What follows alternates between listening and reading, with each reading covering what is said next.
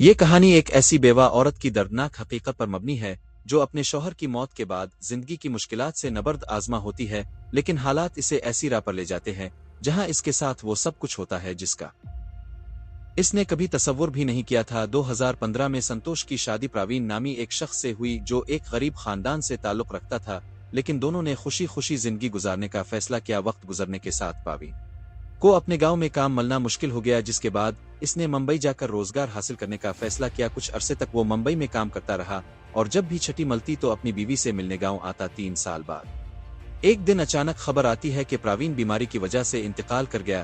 اس خبر نے سنتوش کی دنیا اندھیر کر دی۔ وہ نہ صرف بیوہ ہو گئی بلکہ بے سہارا بھی ہو گئی۔ اس کے شوہر کے گھر والوں نے اسے رکھنے سے انکار کر دیا اور وہ مجبور ہو کر اکیلی رہنے پر مجبور ہو گئی۔ اب نہ اس کے پاس پیسے تھے، نہ کام اور نہ ہی کھانے پینے کے وسائل۔ کئی دن کی بھوک اور غربت سے تنگ آ کر وہ سرکاری اسکیمز کے بارے میں جاننے کے بعد گاؤں کے پردھان کے پاس مدد لینے گئی تاکہ راشن کارڈ، نریگا کارڈ اور بیوہ پینشن حاصل کر سکے۔ پردھان نے اس کی مدد کرنے کا وعدہ تو کیا، لیکن اس کے بدلے میں اس سے ایک خوفناک مطالبہ کیا، اسے ایک رات کے لیے اس کے ساتھ رہنا ہوگا۔ سنتوش نے کئی دن تک دفتر کے چکر لگائے، لیکن ہر جگہ سے یہی جواب ملا کہ اس کا کام گاؤں کے پردھان کے بغیر نہیں ہو سکتا۔ آخرکار تھک ہار کر اس نے پردھان کی شرط مان لی اور یوں اس کا استحصال شروع ہوا۔ جب پردھان نے اس کی فائل کو آگے بھیج دیا تو اگلا افسر بھی رشوت کا تقاضا کرنے لگا، لیکن چونکہ اس کے پاس پیسے نہیں تھے اس لیے اسے پھر وہی سودا کرنا پڑا۔ اس کا یہ استحصال 3 ماہ تک جاری رہا اور مجموعی طور پر 13 سرکاری ملازمین نے اس کی مجبوری کا فائدہ اٹھایا۔ آخرکار اسے اس کے کاغذات مل گئے،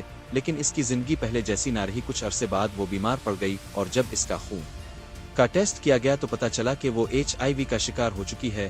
یہ خبر سن کر اس کے ہوش اڑ گئے اور جیسے ہی یہ خبر گاؤں میں پھیلی وہی لوگ جو اس کا استحصال کر رہے تھے خوف میں مبتلا ہو گئے۔ میں سے ہر ایک نے اپنے ٹیسٹ کرائے اور حیرت انگیز طور پر وہ تمام 13 سرکاری ملازمین بھی HIV مثبت پائے گئے۔ تحقیقات کے دوران معلوم ہوا کہ سنتوش کا شوہر بھی ایڈز کی وجہ سے مرا تھا، لیکن سنتوش کو اس کے بارے میں کچھ معلوم نہ تھا۔ یہ واقعہ پورے علاقے میں ایک زلزلے کی طرح پھیل گیا اور لوگوں کے رونگٹے کھڑے ہو گئے۔ یہ کہانی صرف ایک مجبور بیوہ کے استحصال کی نہیں بلکہ اس کرپٹ سسٹم کی ہے جو کسی کی بھی مجبوری کا فائدہ اٹھانے سے دریغ نہیں کرتا۔ یہ ایک ایسی حقیقت ہے جو بہت سارے سوالات کو جنم دیتی ہے۔ کیا کسی غریب اور بے سہارا عورت کا یوں استحصال جائز ہے؟ کیا حکومت کے اہلکاروں کو عوام کی خدمت کے بجائے انہیں اپنی ہوس کا نشانہ بنانے کا لائسنس مل چکا ہے؟